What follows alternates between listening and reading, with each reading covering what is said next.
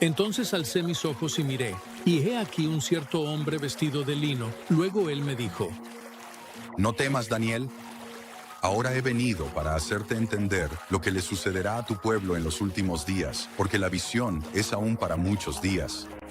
Pero te mostraré lo que está escrito en la escritura de la verdad, y no hay nadie que me apoye en estas cosas, sino Miguel, vuestro príncipe. Y ahora te lo mostraré, la verdad. He aquí, aún se levantarán 3 reyes en Persia, y el cuarto será mucho más rico que todos ellos.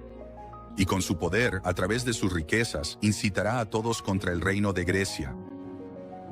Históricamente, los 4 reyes que gobernaron consecutivamente en Persia fueron Cambises, Pseudosmerdis, Darío, Istipo y Jerjes, también conocido como el rey Asuero en el libro de Esther. Es importante notar que en el versículo 2, Gabriel le dice a Daniel que va a compartir la verdad con él.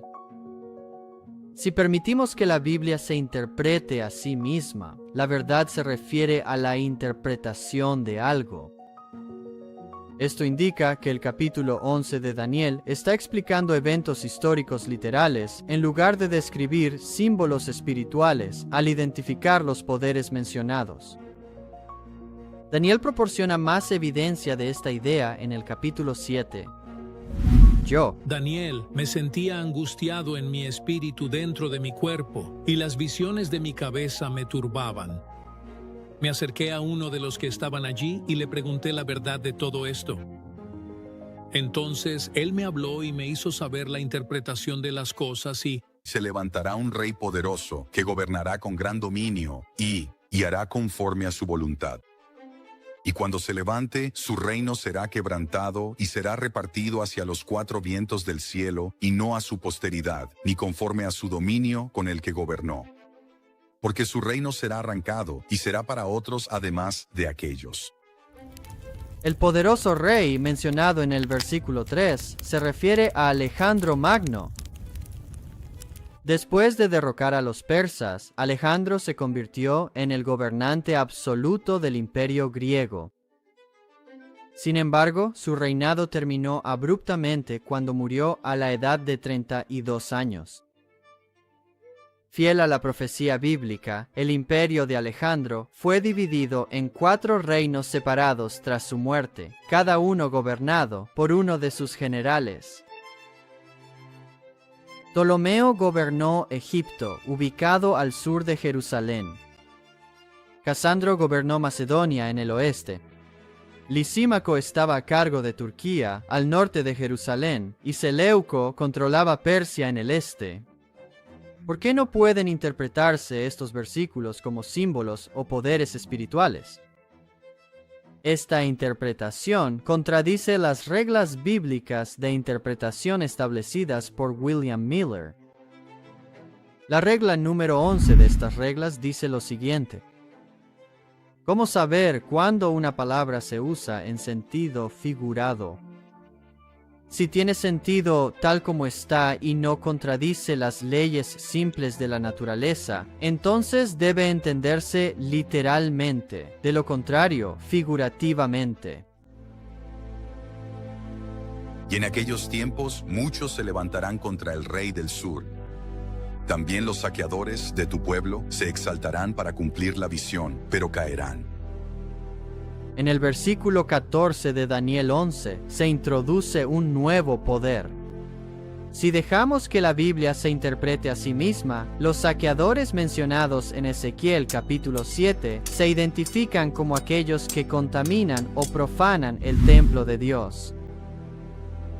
Y lo entregaré en manos de extranjeros para que lo tomen como botín, y a los impíos de la tierra para que lo saqueen, y ellos lo profanarán. También apartaré de ellos mi rostro, y profanarán mi lugar secreto, porque los saqueadores entrarán en él y lo contaminarán. Ezequiel 7, 21 y 22. Solo 2 poderes a lo largo de la historia han profanado el templo de Dios: la antigua Babilonia y el imperio romano pagano. Entender que Babilonia ya había sido conquistada cuando Daniel recibió la interpretación del capítulo 11 significa que Roma pagana debería identificarse correctamente como los saqueadores de Daniel 11, versículo 14.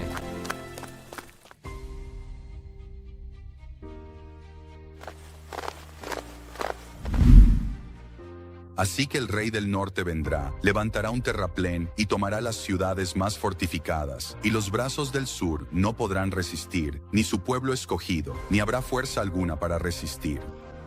Pero el que venga contra él hará conforme a su voluntad, y nadie podrá hacerle frente, y estará en la tierra gloriosa, la cual será consumida por su mano.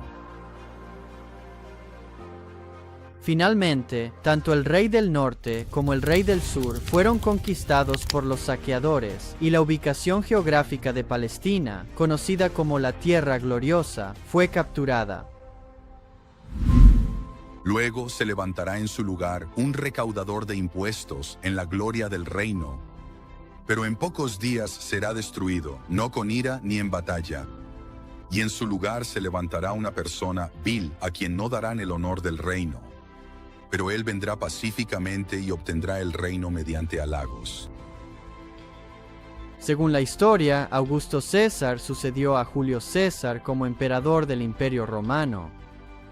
La Biblia lo menciona en Lucas, capítulo 2, versículo 1. Y aconteció en aquellos días que salió un edicto de parte de César Augusto para que todo el mundo fuese empadronado. Tras la pacífica muerte de Augusto César, descrita en Daniel 11 como ocurrida ni en ira ni en batalla, Tiberio César ascendió al trono.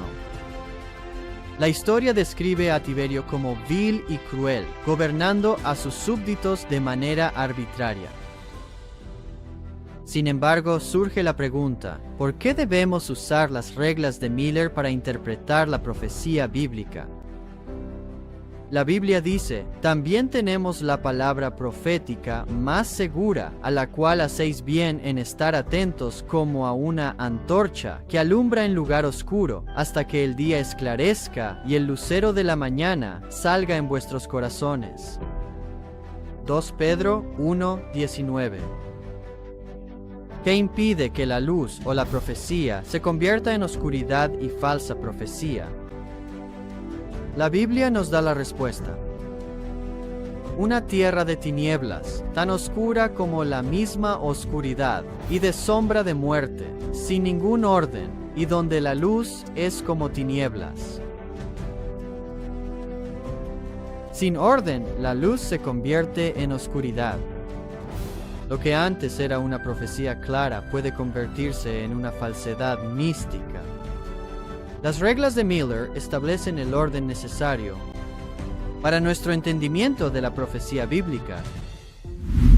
Porque vendrán contra él naves de Quitim, por tanto se entristecerá y volverá y se indignará contra el santo pacto. Así hará.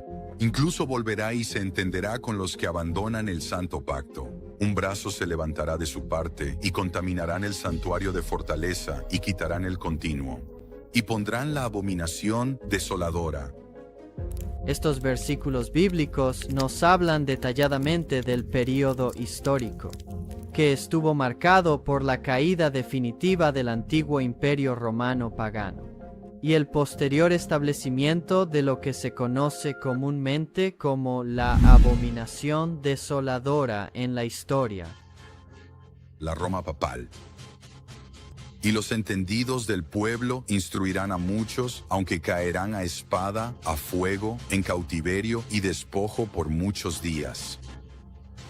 Ahora bien, cuando caigan, serán socorridos con poca ayuda, pero muchos se unirán a ellos con lisonjas. Y algunos de los entendidos caerán para ser probados, y para ser purificados y emblanquecidos hasta el tiempo del fin.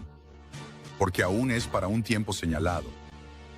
A lo largo de esta historia profética, aprendemos sobre las conquistas y persecuciones llevadas a cabo por el papado, que utilizó el poder del Estado para atacar a los cristianos fieles a la Biblia durante la Edad Oscura.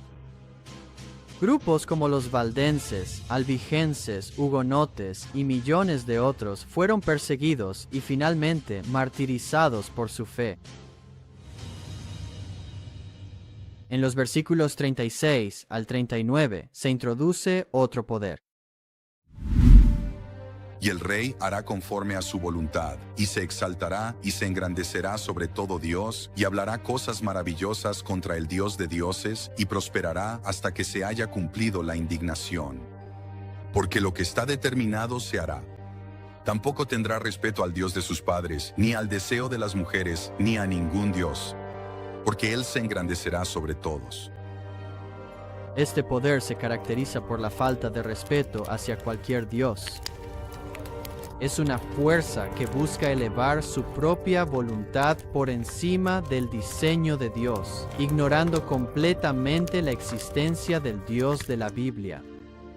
Estas características específicas se ejemplificaron claramente durante la Revolución Francesa de 1793 a 1797.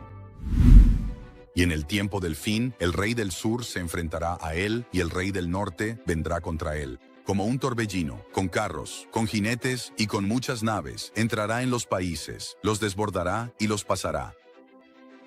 En este versículo, el rey del norte y el rey del sur reaparecen. A lo largo de Daniel 11, no hay indicio de que debamos buscar otras potencias para su identificación, aparte de la forma en que han sido identificadas anteriormente en el capítulo. La ubicación geográfica literal del rey del sur sigue identificándose como Egipto, mientras que la ubicación geográfica literal del rey del norte se identifica como Turquía, siendo dos de los actores clave en el versículo 40. El término él, mencionado en este versículo, se refiere al rey voluntarioso discutido en los versículos anteriores, refiriéndose específicamente a Francia. El tiempo del fin, como se indica en Daniel 12:7, se refiere al año en que el periodo conocido como tiempo, tiempos y la mitad de un tiempo, o 1260 años de supremacía papal, llegaría a su fin. Esto ocurrió en el año 1798. Hubo una guerra en 1798 que involucrara a Francia, Egipto y Turquía. Podemos encontrar la respuesta mirando la historia. Para interrumpir las rutas comerciales británicas en Oriente Medio, el general francés Napoleón tomó el mando de una campaña militar destinada a conquistar territorios otomanos para Francia. El 5 de marzo de 1798, Napoleón recibió órdenes respecto a la expedición a Egipto. Salió de París el 3 de mayo y conquistó Alejandría el 5 de julio. Unas semanas después, el 23 de julio de 1798, se libró la importante batalla de las pirámides. El ejército francés, una vez más victorioso, entró en El Cairo, la capital de Egipto, apenas un día después. Así, el rey del sur, tal como predice la Biblia, solo pudo ofrecer una resistencia débil. Sin embargo, la Biblia también afirma que el rey del norte libraría la guerra contra Francia en 1798. Como un torbellino, la historia relata lo que sucedió después de la victoria de Napoleón en Egipto. El 2 de septiembre de 1798, Selim III, el sultán de Turquía, declaró la guerra a Francia. Turquía estaba furiosa por la conquista de Egipto por parte de Napoleón, que durante mucho tiempo había sido un territorio semidependiente del Imperio Otomano. El ejército turco, compuesto por muchos jinetes y carros, y ahora reforzado por los numerosos barcos de Rusia e Inglaterra, comenzó a combatir a Francia el 18 de marzo de 1799. Después de 60 días de conflicto, Napoleón dio la orden de retirada y comenzó a desandar sus pasos hacia Egipto. Finalmente, el rey del norte salió victorioso. También entrará en la tierra gloriosa, y muchos países serán derrocados, pero estos escaparán de su mano: Edom, Moab y la mayoría de los hijos de Amón. Extenderá también su mano sobre los países, y la tierra de Egipto no escapará. Más tarde, en 1801, Francia finalmente se vio obligada a rendir su presencia en Egipto también ante los turcos.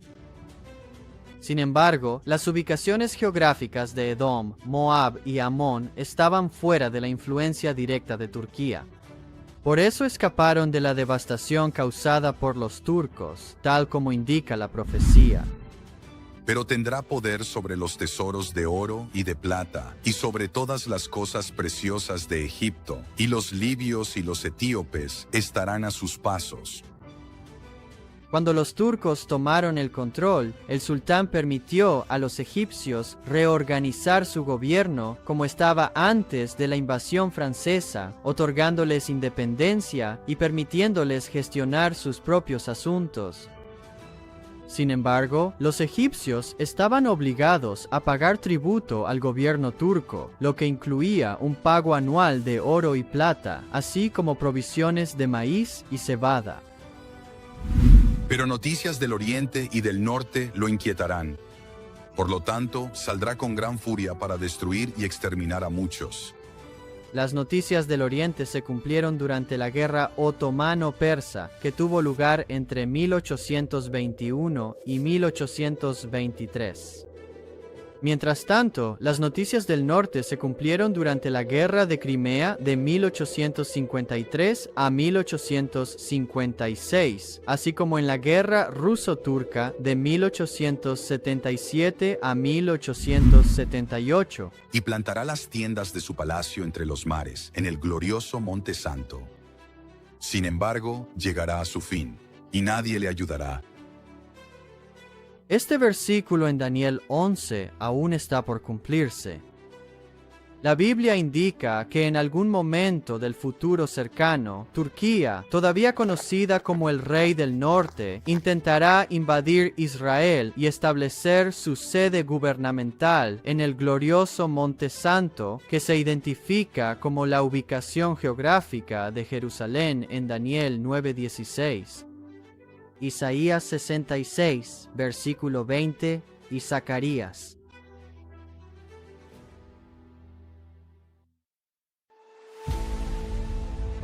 Verso 3. El presidente Recep Tayyip Erdogan ha amenazado abiertamente con entrar en Israel.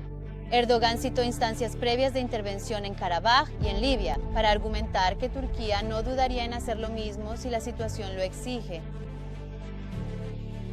Necesitamos ser muy fuertes para que Israel no pueda hacerle estas cosas ridículas a Palestina. Así como entramos en Karabaj, así como entramos en Libia, podemos hacer algo similar con ellos.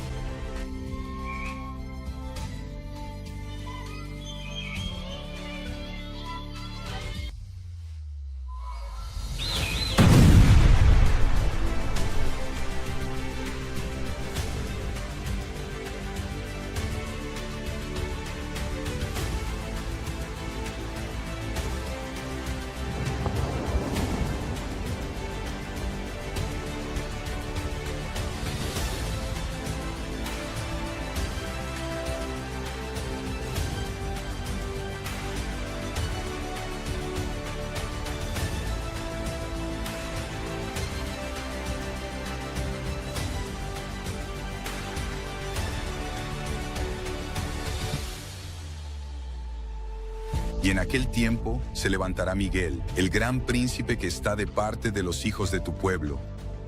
Y habrá un tiempo de angustia, cual nunca fue desde que existen las naciones hasta entonces, y en ese tiempo tu pueblo será liberado.